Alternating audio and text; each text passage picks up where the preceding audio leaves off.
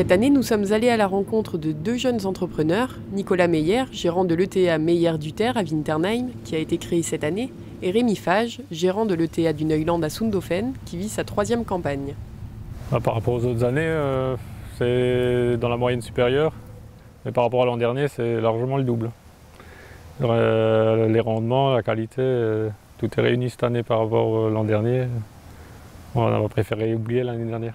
Pas beaucoup de dégâts de gibier, pas beaucoup de verses malgré les quelques orages qu'on a eus. Et bon, à voir, hein, la saison n'est pas terminée, les orages sont prévus pour fin de semaine, donc en espérant qu'on n'aura pas trop de dégâts. La moyenne du poids spécifique, on tourne autour de 75 et cette année, le PS est à 78. Nous, on a commencé mardi. Ça a été assez rapide, on pensait devoir attendre, mais le coup de chaleur de début de semaine a bien fait mûrir les blés, donc on a commencé mardi et si tout va bien, mardi prochain, c'est déjà terminé. Parce que bon, c'est une plante, chez tout le monde, elle est à peu près mature au même moment, donc on commence, on n'arrête plus. Donc niveau résultat, c'est assez hétérogène.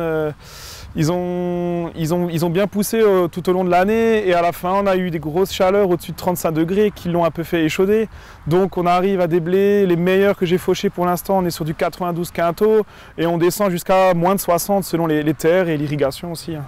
Dégâts de gibier dans le secteur, j'en ai pas vu pour le moment. Maladie, il y avait un peu de piétrin chez certains clients. Bon, c'était assez sporadique, on va dire. Ensuite, de la verse, oui, il y en a eu pas mal sur le secteur de Gebsheim, Munsenheim. Il y avait eu un orage il y a 2 semaines qui a plaqué relativement le blé au sol. Mais bon, ça se ramasse. Les deux misent sur une moyenne d'une 20aine d'hectares moissonnés par jour. Ils ne sont pas encore équipés du guidage GPS, mais envisagent l'investissement dans les années à venir. Nicolas Meyer tourne avec une classe Lexion 650 et Rémi Fage conduit une John Deere S670. On l'a depuis l'an dernier. Et pourquoi on a choisi ça? Déjà, historiquement, l'entreprise du Terre a des classes depuis 3 générations, donc c'est une partie de la réponse. Et sinon, pour moi, personnellement, c'est la marque qui est le mieux placé au niveau rendement et qualité de récolte. On charge environ 7 tonnes de grains. Après, c'est une moissonneuse avec un système conventionnel de récolte, donc elle cassera moins la paille qu'un système axial qui a plus tendance à casser la paille. Sur cette machine-là, on a une coupe de 6,70 m.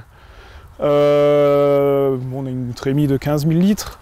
Après, le débit de chantier, tout dépend si l'agriculteur veut garder la paille ou la broyer. Et en débit de chantier, c'est aussi très hétérogène, si la parcelle est longue ou pas. Mais ouais, on peut faire une 20aine d'hectares par jour s'il y a du beau parcellaire. Récemment, là, le terrain, on s'est équipé de l'autoguidage pour tout ce qui est travaux de semis, fertilisation, traitement. Et donc, à l'avenir, on pense équiper aussi les outils de récolte en GPS. Parce que pour moi, c'est quelque chose qui devient indispensable et qui me facilite le travail. L'ETA Meyer du Terre compte ses principaux clients autour de Winternheim, plus quelques excentrés. Et la clientèle de l'ETA du Neuland s'étend quant à elle d'Artsenheim à Appenweier. Les deux entrepreneurs pensaient boucler leur moisson en un peu plus d'une grosse semaine à 10 jours. Jusqu'à la fin de la semaine passée, ils ont pu profiter de conditions de récolte idéales. Jusqu'à maintenant, quel orage optimal.